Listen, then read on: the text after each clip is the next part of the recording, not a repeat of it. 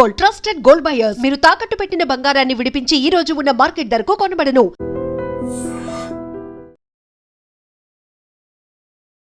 నమస్తే, welcome to I dream. నేను వలి. Micro finance పేరుతో సింగర్ మంగ్లీ 200 కోట్ల రూపాయల వరకు స్కామ్ చేశారని పెద్ద ఎత్తున వార్తలు వస్తున్నాయి. బాధితులు రోడ్డెక్కారు. అలాగే అడ్వకేటు సుబ్బారావు కేసు పెట్టడానికి వెళ్ళినప్పుడు కూడా పోలీసులు బెదిరించినటువంటి పరిస్థితిని మనం చూసాం. సో ఈ మంగ్లీ కేసు గురించి ఈ వీడియోలో మనం మాట్లాడదాం. ప్రస్తుతం నాతో పాటు స్టూడియోలో ఉన్నారు జేఎం రావు గారు, advocate, TPCC legal cell convener కూడా. సార్తో మాట్లాడదాం. నమస్కారం సార్. నమస్తే అండి. జేఎం రావు గారు, ఈ కేసు మీరు ఫాలో అయి ఉంటారు. మంగ్లీ బాధితులు ఏం మాట్లాడారో కూడా మీరు వినుంటారు. పోలీస్ స్టేషన్లో అడ్వకేట్ సుబ్బారావుని పోలీసులు ఆయన డ్రంక్ అండ్ తాగొచ్చాడని చెప్పి టెస్ట్ కూడా చేసినటువంటి పరిస్థితి మనం చూసాం. అవును. అంటే మీరు ఒక అడ్వకేటు, టీపీసీసీ లీగల్ సెల్ కన్వీనర్గా ఉన్నారు. ఈ వ్యవహారాన్ని ఎట్లా చూస్తారు సార్? ఇది మంచి హాట్ టాపిక్ అండి. దీంట్లో నిజాలు మనం చూద్దాము. పోలీస్ వ్యవస్థ ఎలా బిహేవ్ చేస్తుంది అనేది కూడా చూద్దాం మనం. ఇది మీకు గుర్తుందో లేదో, ఈ విషయం గురించి మనకు ఆల్మోస్ట్ 2 months బ్యాకే మనకు కొద్దిగా హైలైట్లో వచ్చింది. మంగ్లీ మోసం చేస్తుంది అనేది 2-3 months బ్యాకే వచ్చింది. అప్పుడు ఈ గవర్నమెంట్లో ఉన్న డిపార్ట్మెంట్స్ అన్నీ ఎక్కడ పోయాయండి? ఇప్పుడు ఎకనామిక్ అఫెన్స్ జరుగుతుంది, ఒక పబ్లిక్ని మోసం జరుగుతుంది అని ఒక న్యూస్ వచ్చినప్పుడు it is the duty of the departments to do the investigation. Police చేయాల్సింది కదండి. వాళ్ళు అట్లా మోసపోతున్నారు అని చెప్పి తెలిసినప్పుడు బాధితులు పోలీసులకు కంప్లైంట్ చేసి ఉండరంటారా? డెఫినెట్గా పోలీసులకు బాధితులు కూడా కంప్లైంట్ చేసి ఉంటారు కానీ, but that is not taken up. Okay, so అసలు పోలీస్ డ్యూటీ ఏంటిది? అసలు బాధితుడు చెప్పినప్పుడే ఇది ఇన్వెస్టిగేషన్ కంప్లీట్ చేసి కోర్టులో ప్రొడ్యూస్ చేయాల్సింది. డెఫినెట్లీ అంతమంది బాధితులు చెప్తున్నారని అంటే మనకు until unless proved in the court we cannot say somebody is a criminal as per the criminal లా. అంతే. పోలీస్ డ్యూటీ ఏంటిదండి? పోలీస్ డ్యూటీ చేయాల్సింది ఎకనామిక్ అఫెన్సెస్ వింగ్ చేయాల్సిన duty, economic offences wing commissioner, మన డిప్యూటీ కమిషనరు వాళ్ళ team చేయాల్సిన duty ఒక advocate చేసి నా దగ్గర బాధితులు ఉన్నారు, వీళ్ళు నిజంగా మోసపోయారు, ఇవి ప్రూఫ్స్. పంజాగుట్ట పోలీస్ స్టేషన్ ముందర బాధితుడు చూపేస్తున్నాడండి, ఇగో ఇది మంగ్లీ ఉంది, ఇక్కడ మధు ఉన్నాడు, వీళ్ళందరూ ఉన్నారు, ఇట్లా మాకు మోసం చేశారు ఇవన్నీ అని చెప్పి. ఆ టైంలో అసలు మోసం చేసిన వాళ్ళకి బెదిరించాలా పోలీసు వాళ్ళు, లేకపోతే కంప్లైంట్ ఇవ్వడానికి వచ్చిన వాళ్ళని బెదిరించారా? ఎక్కడండి మన అంటే ఈ సమాజం ఎక్కడ పోతుంది అసలు? ఇంత ఎడ్యుకేటెడ్ టైంలో 2026లో పోలీసు బహిరంగంగా పబ్లిక్ మీడియా ముందల్నే అడ్వకేట్ని బెదిరించడం ఏంటండి? ఓకే, ఇది మరీ అన్యాయం కదండి ఇది. అంటే ఒక పోలీసు ఒక అడ్వకేట్ని బెదిరిస్తున్నాడు అంటే రేపటి దినము ఆ పోలీస్ వ్యవస్థది మీరు ఆలోచించండి, ఒక మామూలు పబ్లిక్ అయితే ఏమై ఉంటుంది? అంటే అడ్వకేటు పోలీస్ స్టేషన్కి వచ్చేటప్పుడు ఇక్కడ నానా గందరగోళం చేస్తున్నాడు, రచ్చ చేస్తున్నాడు, అసలు అతను ఏమైనా తాగొచ్చాడా చూడండి అని చెప్పి ఎవరో పోలీసులకు ఇన్ఫర్మేషన్ ఇచ్చారంట. ఎవరు ఎందుకు ఇస్తారండి? ఆపోజిట్ పార్టీ వాళ్ళు ఇచ్చి ఉంటారు ఇన్ఫర్మేషన్, తాగి వచ్చి ఉంటాడని. ఇప్పుడు ఒక మనం ప్రతి మనిషి అండి ఈ రోడ్లో నిలబడి మనం రాత్రి తాగే వాళ్ళు గ్యారంటీగా ఉంటారు. అన్నం ఎంత రెగ్యులరో మందు తాగేది అంత రెగ్యులర్ అయిపోయింది చాలా మందికి. రాత్రి తాగింది పొద్దుగున్న మనకు రాదా? బ్రీత్ అనలైజర్లో డెఫినెట్గా వస్తుంది. ఒకవేళ మీరు రోడ్ మీద నిలబెట్టి 1000 మందికి మీరు అనలైజ్ చేస్తే కనీసం 50%, 60% మనుషులు దొరుకుతారు. అడ్వకేట్ రాత్రి తాగానని చెప్తున్నాడు. ఆయన ఏం దాచిపెట్టట్లేదు, నేను రాత్రి తాగాను దాంది వస్తుంది అని చెప్పి. ఈడేదో ఇప్పుడే తాగి వచ్చి అల్లరి చేస్తున్నట్టుగా వాడు చెప్పేది ప్రతి ఒక్కటి నిజము, ఆయన అక్కడ మాట్లాడేది ప్రతి ఒక్కటి తాగినట్టుగా లేనే లేదు. గందరగోళం చేస్తున్నాడు. ఎందుకు చేయాల్సి వచ్చింది గందరగోళము? వీళ్ళు ప్రాపర్గా యాక్సెప్ట్ చేయలేదు, వీళ్ళు ప్రాపర్గా రెస్పాన్స్ ఇవ్వనందుకే గందరగోళం చేయాల్సి వచ్చింది తప్పించి వీళ్ళే కూర్చోండి బాబు అసలు జరిగింది ఏంది అని చెప్పి టోటల్ ఇన్వెస్టిగేషన్ కంప్లీట్ చేస్తే అయిపోయేది కదా. ఓకే, అంటే పబ్లిక్కి ఇప్పుడు పోలీస్ వాళ్ళ వ్యవహారం ఎట్లా తెలుస్తుందని అంటే మంగ్లీని డిఫెండ్ చేసినట్టుగా కనిపిస్తుంది. అంటే మంగ్లీని రక్షిస్తున్నారని, మంగ్లీని రక్షిస్తున్నట్టుగానే ఇప్పుడు అట్లనే కనిపిస్తుంది. వాళ్ళు రక్షించకపోవచ్చు కానీ అక్కడ వాళ్ళు చేసే బిహేవియర్ తోటి ఏంటంటే వీళ్ళనే కాపాడుతున్నట్టుగా అనిపిస్తుంది. ఓకే, అవునండి. ఎకనామిక్ అఫెన్సెస్లలో ఇంత జరిగింది అన్నప్పుడు వీళ్ళ మీద ఏం యాక్షన్ తీసుకున్నారు ఇప్పటి వరకు? మరి అంటే నార్మల్ పర్సన్ ఏదో ఒక చిన్న అఫెన్స్ చేసినా కానీ అన్ని లోపటేయడము, ఇమీడియట్గా కోర్టులకు సబ్మిట్ చేయడము అవన్నీ జరుగుతుంటాయి.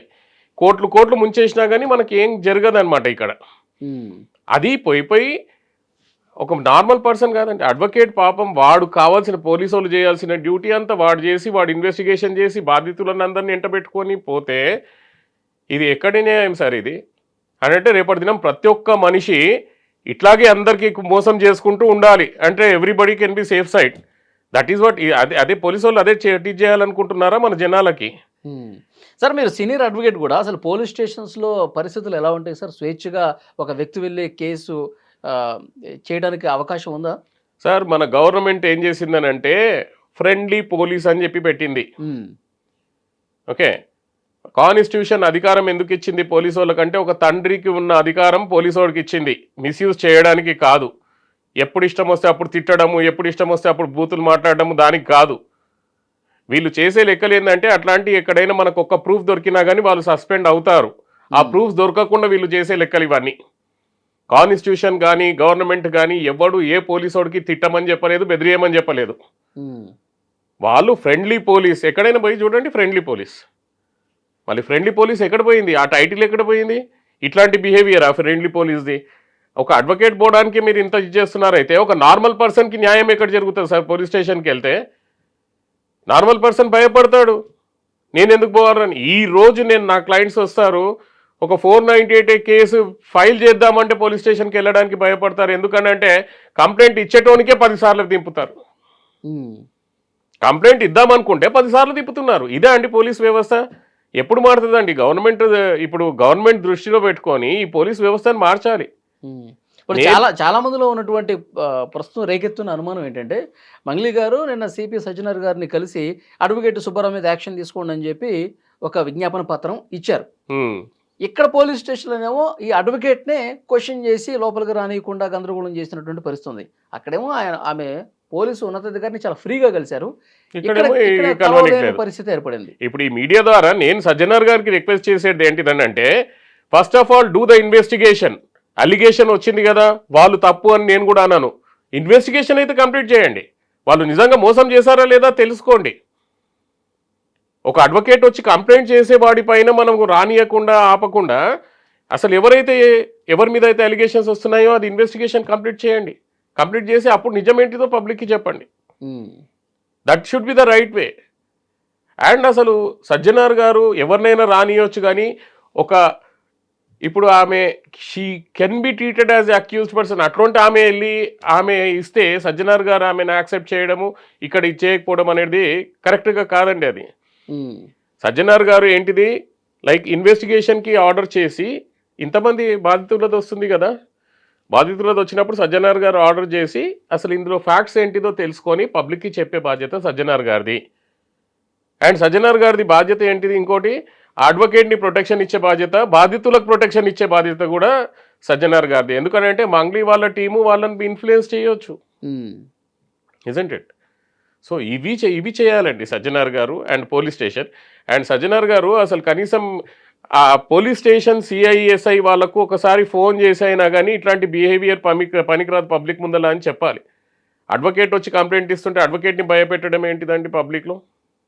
ఓకే, పోలీస్ స్టేషన్లో కొంత ఇబ్బందికర పరిస్థితులు ఉన్నాయి. పోలీస్ స్టేషన్లో ఇప్పుడు మన సీనియర్ ఇప్పుడు మన కమిషనర్ గారికి వీళ్ళకు రిక్వెస్ట్ చేసేది ఏంటంటే, ఇట్లాంటి వాళ్ళకి డైరెక్ట్ చేయండి. That is not the way they should behave with the people. Okay, and publicly లోపటైతే ఏదో జరుగుతుంటుంది మనకు కూడా తెలియదు, కానీ పబ్లిక్గా కనీసం అట్లా అడ్వకేట్ల మీద ఇచ్చేస్తుంటే మళ్ళీ న్యాయం ఎక్కడ పోతుందండి మనకు? Isn't it? ఓకే, సో ఈ కేసులో మాత్రము నేను సజెస్ట్ చేసేది ఏంటిదంటే, ఎవడు దొంగ డైరెక్ట్గా ఎవరినో పట్టుకొని మనం దొంగ అనడానికి కూడా వీల్లేదు, మంగ్లీ దొంగ అనడానికి వీల్లేదు, అలా తమ్ముడు అనడానికి వీల్లేదు. ఇన్వెస్టిగేషన్ కంప్లీట్ చేయండి ముందు. ఆయన ఇస్తున్నాడు కదా, ఎవిడెన్సెస్ ఇస్తున్నాడు కదా, ఆ ఎవిడెన్సెస్ తీసుకోండి, అనలైజ్ చేయండి. ఇన్వెస్టిగేషన్ కంప్లీట్ చేసిన తర్వాత అసలు ఫ్యాక్ట్స్ ఏంటిదో పబ్లిక్ ముందర పెట్టండి. ఓకే, బాధితులు కూడా చాలా స్పష్టంగా చెప్తా ఉన్నారు. మంగ్లీ గారి పేరు వాడారు, మంగ్లీ గారి ఇంటికి కూడా ఒకసారి తీసుకెళ్లారు, మేము ఇన్ని లక్షల రూపాయలు ఇచ్చాం అని చెప్పి. రిజిస్టర్ అవ్వట్లేదు మరి అంటే న్యాయంగా ఒక కేసు అయితే రిజిస్టర్ అవ్వాలి కదా ఇమీడియట్ గా. Why that is not happening? అదే వేరే పబ్లిక్ మీద నాకు ఒకటి మోసం చేశాడనగానే ఇమీడియట్ గా ఎఫ్ఐఆర్ రిజిస్టర్ అవుతుంది. ఇక్కడ మేము కనీసం కేసు రిజిస్టర్ చేశాము, పోలీసులో ప్రొడ్యూస్ చేస్తున్నామని కూడా మనకి స్టేట్మెంట్ రాలేదు, ఇజంట్ ఇట్? సో మనం ఆలోచించాల్సిన విషయం ఏంటిదని అంటే మనం పబ్లిక్కి రాంగ్గా మెసేజ్ పంపిస్తున్నారు పోలీస్ వాళ్ళు. వాళ్ళ డ్యూటీ ఏంటిది, అట్లాంటిది ఏమైనా వచ్చినప్పుడు మరి ఎఫ్ఐఆర్ అయితే ఫస్ట్ ఇన్ఫర్మేషన్ రిపోర్ట్ అనేది అయితే ఫైల్ చేయాలి కదా. ఆ ఫస్ట్ ఇన్ఫర్మేషన్ రిపోర్ట్ ఇప్పటివరకు నాకైతే ఏ మీడియాలో కనిపించలేదు ఫైల్ అయినట్టుగా. నిజం, వాళ్ళు ఇన్వెస్టిగేషన్ కూడా కంప్లీట్ చేస్తారు. ఎఫ్ఐఆర్ అయితే ఫస్ట్ చేయండి, ఇన్వెస్టిగేషన్ తర్వాత. ఆ ఎఫ్ఐఆర్ కూడా చేయలేదని అంటే ఎంత గ్రేట్ అసలు మన పోలీస్ వాళ్ళు అర్థం అవ్వట్లేదు. అసలు మన కాన్స్టిట్యూషన్ ప్రకారంగా సిఆర్పిసి బిఎన్ఎస్ఎస్ ప్రకారంగా ఏది జరిగినా పర్వాలేదు, అది రాంగ్ అయినా కావచ్చు, FIR must be done. Okay, అఫెన్సెస్లలో ఎఫ్ఐఆర్ అనేది ఫస్ట్ ఇన్ఫర్మేషన్ రిపోర్ట్ అయిన తర్వాతనే ఇన్వెస్టిగేషన్. మరి ఇక్కడ సార్ ఇప్పుడు ఎఫ్ఐఆర్ కూడా కాలేదు అని ఒక సమాచారం వస్తున్నటువంటి నేపథ్యంలో మీరు సీనియర్ అడ్వకేట్ కాబట్టి అడుగుతున్నాం. అంటే సెలబ్రిటీలు కేసుల విషయానికి వస్తే పొలిటికల్ ఇన్ఫ్లుయెన్సెస్ కూడా బలంగా పనిచేస్తున్నాయని ఒక టాక్ సార్, ఏమంటారు? పనిచేస్తున్నట్టే అనిపిస్తుంది కదా. ఇప్పుడు పబ్లిక్ అయితే ఇప్పుడు పబ్లిక్ టాకే మీరు నేను మనం కూడా పబ్లికే కదండి. ఇప్పుడు వీఆర్ ఆల్సో పబ్లిక్. ఇప్పుడు మనకు కూడా ఏమనిపిస్తుంది, ఒక సెలబ్రిటీ పోయినప్పుడు ఎఫ్ఐఆర్ రిజిస్టర్ అవ్వట్లేదు, సెలబ్రిటీ మీద కామెంట్స్ వచ్చినప్పుడు, సెలబ్రిటీ మీద అలిగేషన్స్ వచ్చినప్పుడు ఎఫ్ఐఆర్ అవ్వట్లేదు, నార్మల్ పర్సన్ మీద వచ్చినప్పుడు మాత్రం ఇమీడియట్గా అయిపోతుంది. సో ఇప్పుడు పబ్లిక్ అనేది మనం ఆపలేం కదా. ఫ్యాక్ట్ అనేది కనిపిస్తుంది పబ్లిక్కి. పాలిటిక్స్ కంపల్సరీ ఇన్ఫ్లుయెన్స్ ఉన్నట్టే కనిపిస్తుందండి. ఓపెన్గా చెప్తున్నాను నేను. బ్యాక్గ్రౌండ్ ఇన్ఫ్లుయెన్స్ లేకుండా ఎఫ్ఐఆర్లు అవన్నీ ఇప్పటివరకు రిజిస్టర్ అవ్వట్లేదని అంటే నమ్మడానికి అడ్వకేట్ సుబ్బారావు కూడా ఏం చెప్తున్నారంటే, ఒక కేంద్ర మంత్రి పేరు ప్రస్తావిస్తున్నారు, ఎమ్మెల్యే కొడుకు పేరు ప్రస్తావన తీసుకొస్తున్నారు, లిటరల్గా బెదిరిస్తున్నారు, ఈ లారీతో గుద్ది చంపేస్తానని చెప్పి ఇట్లా బెదిరింపులు వచ్చినాయండి ఆయనకి. అదే ఇట్లాంటి సిచ్యువేషన్లోనే పోలీస్ వాళ్ళు ఎవరు వాళ్ళు ఏంటిది అనేది వాళ్ళ పేర్లు బయట పెట్టే బాధ్యత పోలీస్ వాళ్ళదండి. మనము యాజ్ ఎ మీడియాగా మనం ఏదో విన్న దాని గురించి మనము దాన్ని కాంప్లికేట్ చేయదలుచుకోలేదు, చేయకూడదు కూడా. మనము మన రెస్పాన్సిబుల్ పర్సన్స్ ఎవరి మీద ఇవన్నీ కూడా ఆయన ఆరోపణ చేస్తా ఉన్నాడు కాబట్టి నిజానిజాలు ఏంటిదో వాళ్ళు తేల్చాలి. నిజాలు ఏంటిదో వాళ్ళు తేల్చాలి. ఇప్పుడు ఆయన అంత డైరెక్ట్ గా ఆయన ఉన్నాడు అంటే ఇన్వెస్టిగేట్ చేయాల్సిన డ్యూటీ పోలీస్ వాళ్ళది. ఆయన వీళ్ళ మీద ఈ అలిగేషన్స్ ఉన్నాయంటే ఇన్వెస్టిగేషన్ చేయాల్సిన డ్యూటీ పోలీస్ వాళ్ళది. చేయాలి డెఫినెట్గా. ఇప్పుడు మీరు అన్నట్టుగా పబ్లిక్ ఆలోచించేది ఏంటిది, పబ్లిక్ ఒకవేళ మోసం చేస్తే వానికి ఇమీడియట్గా అరెస్ట్, టైం కూడా ఇయ్యారండి.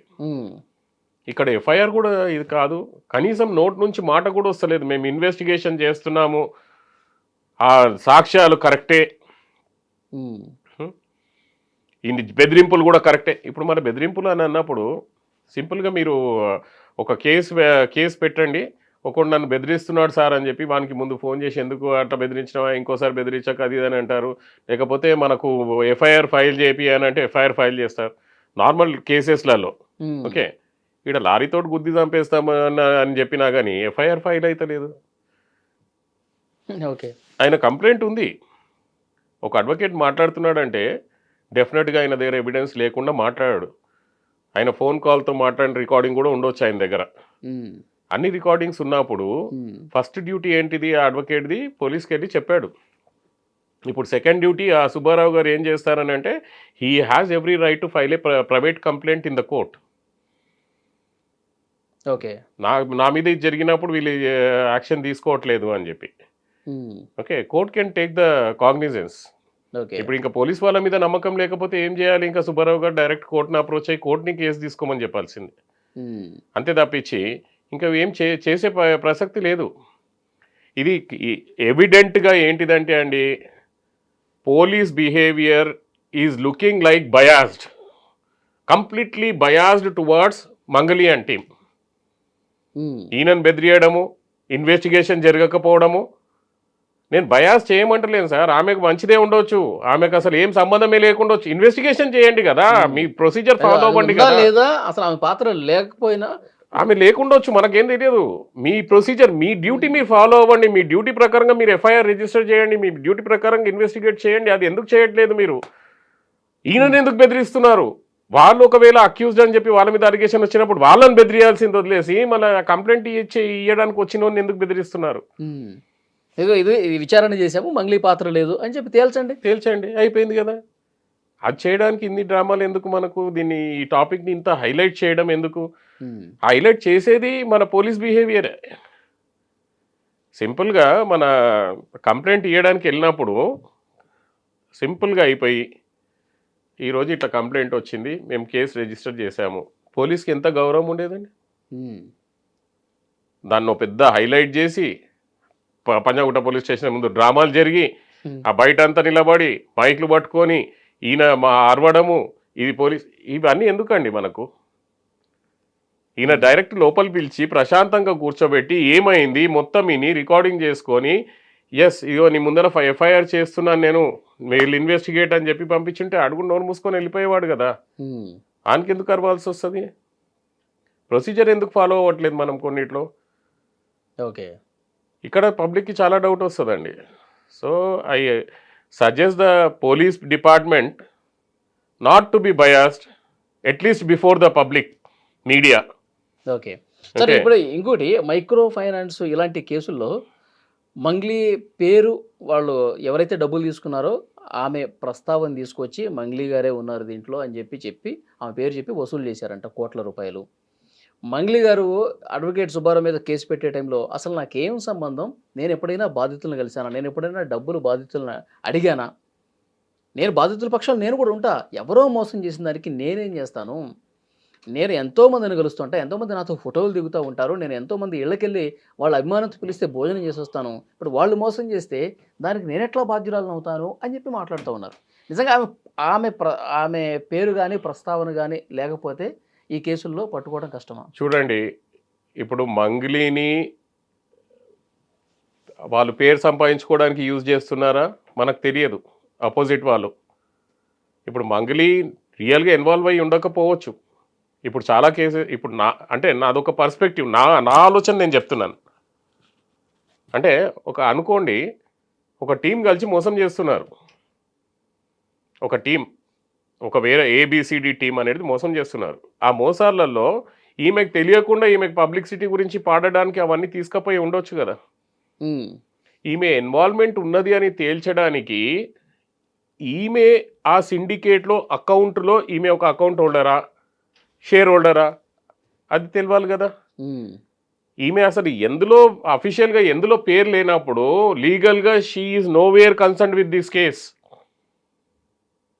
ఆమెకు అసలు సంబంధమే ఉండదు. ఫర్ ఎగ్జాంపుల్ ఇప్పుడు మధు అని అంటున్నారు, ఆయన పేరు మీద కంపెనీ ఉండి అందరు మనుషులు ఆయన పేరు మీద ట్రాన్స్ఫర్ చేస్తే మరి మంగ్లీకి ఎందుకు సంబంధం ఉంటుందండి? అంటే సిస్టర్ అయినంత మాత్రాన సంబంధం పెట్టేస్తే అఫీషియల్గా అకౌంట్ అంతా ఎవరి పేరు మీద ఉన్నది? మధు పేరు మీద ఉందనుకోండి, ఉన్నదా లేదా నాకు తెలియదు, నేను జస్ట్ అజంప్షన్ చెప్తున్నాను. ఓకే, మధు పేరు మీద అకౌంట్ ఉంటే ఈమెకు సంబంధం లేదు కదా. ఈమెకు ఎక్కడైనా డైరెక్ట్గా మీరు నిజంగా ఎవరైనా అమౌంట్ ఈమె పేరు మీద ట్రాన్స్ఫర్ చేశారా, ఈమె బ్యాంక్ అకౌంట్కి ట్రాన్స్ఫర్ చేస్తే definitely we can say that she is involved. But ఇదే మాట మనం ఏంటిదనంటే ఎప్పుడైనా కానీ ప్రాపర్ ఇన్వెస్టిగేషన్ తెలియదాకా ఎవరు దీంట్లో ఇన్వాల్వ్ ఉన్నారని చెప్పడం కష్టమైపోతుంది. సో ప్రాపర్ ఇన్వెస్టిగేషన్ జరగాల్సిందే. ఇప్పుడు మీకు గుర్తుందో లేదో, I don't remember that name, but ఒక 2 years బ్యాక్ ఏదో గడ్డం వెంకటరెడ్డి, గడ్డం వేణుగోపాల్ రెడ్డి 850 crores మోసం చేశారు. Investigation is going on. అది ఇంత పబ్లిక్గా రాలేదు. డేకన్ క్రానికల్లో పేపర్లో పెద్దగానే వచ్చింది, కానీ ఇంత న్యూస్ క్రియేట్ అవ్వలేదు. ఈ న్యూస్ క్రియేట్ అవ్వడానికి కారణం ఏంటిదంటే టైం, వాళ్ళు వచ్చినప్పుడు ఇమీడియట్గా ఎఫ్ఐఆర్ రిజిస్టర్ చేసుకొని ఇన్వెస్టిగేషన్ స్టార్ట్ చేయకపోవడమే కారణం అని అనిపిస్తుంది. నేను అనుకోవడము డెఫినెట్గా మంగ్లీకి అడ్వకేట్స్ ఉంటారు, ఆవిడ డైరెక్ట్గా 80% ఇందులో ఇన్వాల్వ్ అయ్యి ఉండకపోవచ్చు. బట్ అది అనేది తేల్వాల్సింది మన పోలీస్ వాళ్ళు ఇన్వెస్టిగేషన్ చేసి ఆమె రోల్ ఏముంది, ఇంకో ఆమె రోల్ ఏముంది, మధు రోల్ ఏముంది, ఏంటిది అనేది తెలిస్తే కానీ పబ్లిక్కి తెలియదు. కానీ పబ్లిక్ కూడా జనరల్గా ఒక్క మాట నమ్మేసి ఆయన రైట్ ఈమె రాంగ్ అని చెప్పడం కూడా తప్పే. ఇప్పుడు అందరూ మంగ్లీ ఒక ఫేమసే అనుకోండి, ఆమె రెప్యుటేషన్ డౌన్ చేయడానికి కూడా చేయొచ్చు కదా. 100 మంది 100 మాట్లాడతారు, ఆమెనే ముంచిందండి, ఆమెనే ఇది చేసిందండి అని. ఒక్క ప్రూఫ్ చూపెట్టండి. ఇప్పుడు నేను కూడా అడుగుతాను, సరే ఆమె వచ్చింది, ఆమె ఫోటోలో ఉంది, ఒక ఇన్వెస్టర్గా నేను కూడా రేపు మంగ్లీని పిలుస్తానండి, ఇక్కడ ఫంక్షన్కి పిలుస్తాం, ఆమె వచ్చింది, నాతో ఫోటో దిగి 10 మందితో ఫోటో దిగినప్పుడు ఇందులో మంగ్లీ కూడా ఇన్వాల్వ్ అయ్యి ఉన్నదని చెప్పడం న్యాయం కాదు కదా. ఇప్పుడు ఎవరైనా చెప్పేవాళ్ళు నిజంగానే జరిగింది స్కామ్ అనేది మాత్రం గ్యారంటీ, స్కామ్ జరిగింది, ఈమె ఉన్నదని చెప్పడానికి ఒక్క ప్రూఫ్ పెట్టండి బయట. ఉమ్, ఈమె నిజంగానే చేసిందని చెప్పడానికి ఇగో ఈమె బ్యాంక్ అకౌంట్లో వేసిన అని చెప్పి చూపెట్టండి. ఓకే. అది డైరెక్ట్ అలిగేషన్ అవుతుంది. ఉమ్. అంటే ఈమె ఇన్వాల్వ్మెంట్ లేనప్పుడు అడ్వకేట్ సుబ్బారావుని పిలిచి ఇంత రచ్చ కాకముందు ఒక ఇంట్లో మీటింగ్ ఏర్పాటు చేసి అక్కడ మంగ్లీ కూడా వచ్చి బెదిరించటాలు, నేను చంపేస్తాను అనటాలు, నువ్వు మళ్ళీ పోలీస్ స్టేషన్కి వెళ్తే బాగుండదని చెప్పటాలు, ఈ విధంగా థ్రెటన్ కూడా చేశారని ఒక ఇన్ఫర్మేషన్ వస్తుంది సార్. ఆమె ఇన్వాల్వ్మెంట్ లేకపోతే ఇంత సీరియస్గా ఉండదు. కానీ ఇప్పుడు ఆ థ్రెటనింగ్ అనేది ఎంతవరకు కరెక్ట్, దానికి ఏం ఎవిడెన్సెస్ ఉన్నాయని చెప్పి మళ్ళీ చూడాల్సిందే కదా మనం. అంటే మంగ్లీ ఎన్నిసార్లు ఫోన్ చేసిందని చెప్పి రికార్డ్స్ కూడా చూపిస్తా ఉన్నాడు అడ్వకేట్ సుబ్బారావు. సో అది ఒకవేళ ఫోన్ చేస్తుంది అని అంటే అవన్నీ రికార్డ్ మనం కంపల్సరీగా ఇన్వెస్టిగేషన్ చేసిన తర్వాతనే మనం చెప్పొచ్చండి how much she is involved. నేను ఫస్ట్ నాది మొదలు పెట్టే ముందే మన ఇంటర్వ్యూ నేను మీకు చెప్పింది ఏంటంటే వీ కెనాట్ సే ఎనీబడి ఈయన తప్పు ఈయన కరెక్ట్ అని మనం చెప్పలేము. మనము ఆధారాలతో సహా ప్రూవ్ చేయాల్సింది ఒక అడ్వకేట్గా ఒక కోర్టుకి కావాల్సింది ఆధారాలు మాత్రమే అండి, ఈ మాటలు అవన్నీ కాదు. నా బాధ ఏంటిదంటే పోలీస్ బిహేవియర్ అనేది నాకు బాధ అనిపించింది. అక్కడ మన అడ్వకేట్ని భయపెట్టి చేయడం ఏంటిదండి, అంటే అడ్వకేట్ అని కాదు, అక్కడ ఒక కంప్లైనెంట్ని భయపెట్టించడం ఏంటిది. ఎవరు తాగడని రాత్రిపూట ప్రతి ఒక్కడు తాగుతాడు, ఆయనది లిమిట్ ఏముంది. రాత్రి తాగినోనికి పొద్దుగాల దానికి ఏమంటాం అది పని చేయదా, చేస్తుంది. నేను చెప్పినట్టుగా రోడ్ మీద నిలబడి పొద్దున్న 7 గంటలకు బ్రీత్ అనలైజర్ పట్టుకొని 1000 మందికి టెస్ట్ చేస్తే 500 మంది అందరికి వస్తుంది. ఎందుకంటే రాత్రి డెఫినెట్ గా మార్నింగ్ ఉంటుంది, ఎంతో కొంత పర్సెంటేజ్ వస్తుంది. కాన్స్టిట్యూషన్లో రాత్రి తాగొద్దని చెప్పి ఎక్కడైనా పెట్టేసి ఉందా, లేకపోతే బ్యాన్ చేశారా? రాత్రి తాగితే పొద్దుగాల బ్రీత్ అనలైజర్లో రాకుండా ఏమన్నా మెకానిజం ఫిట్ చేశారా? అదంతా చేసిన తర్వాత అప్పుడు ఇటు తాగి వచ్చాడని చెప్పి అలిగేషన్ పెట్టవచ్చు. ఎవరికైనా తెలివినోడు పోలీస్ స్టేషన్కి తాగిపోతాడా అండి? ఇవి అసలు ఏంటి ఇవన్నీ? అందులోనూ ఒక అడ్వకేట్ అట్లా చేస్తాడా? అడ్వకేట్ అట్లా చేయడం ఏంటి? సో ఇది 2 సైడ్లలో ఇది ఉంది వలి గారు. సో నేను ఫైనల్గా రిక్వెస్ట్ చేసేది ఏంటంటే ప్రాపర్గా ఇన్వెస్టిగేషన్ చేయండి. అనవసరంగా డిలే చేసి మనకు పబ్లిక్లో చెడు పేరు తెచ్చుకునే రకంగా జరగకుండా చూడాలి.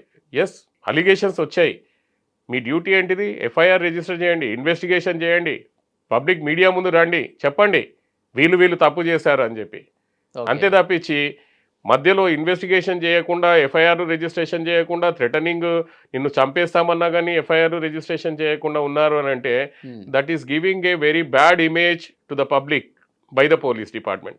ఓకే, సో ఇక ముందు అట్లాంటివి జరగకుండా ఉండాలని కోరుకుందాం. అలాగే ఈ మంగ్లీ కేసుకు సంబంధించి నిష్పక్షపాత విచారణ జరిగి వాస్తవాలు వెలుగులోకి రావాలి, ఎవరిది తప్పు వాళ్ళకి శిక్ష పడే విధంగా చర్యలు ఉండాలని చెప్పి. అంతే అండి. ఇప్పుడు హైకోర్టుకి డైరెక్ట్గా రిట్ పిటిషన్ ఫైల్ చేసి we will direct the police department to investigate the matter at the earliest. ఎందుకంటే వాళ్ళంతటి వాళ్ళు చేయట్లేదు.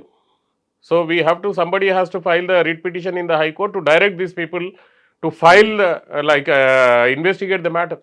వాళ్ళంతటి వాళ్ళు చేయాలి, మెకానిజం ప్రకారం చేయట్లేదు. కాబట్టి ఏదైనా బలమైన ఇన్ఫ్లుయెన్స్ ఉండటం వల్ల కూడా పోలీస్ వ్యవస్థ కొద్దిగా స్లో కూడా కావచ్చు. కాబట్టి కోర్టు డైరెక్షన్ ఉంటేనే బెస్ట్. యా ఓకే, అలా జరుగుతుందని కోరుకుందాం sir. Thank you very much. Thank you.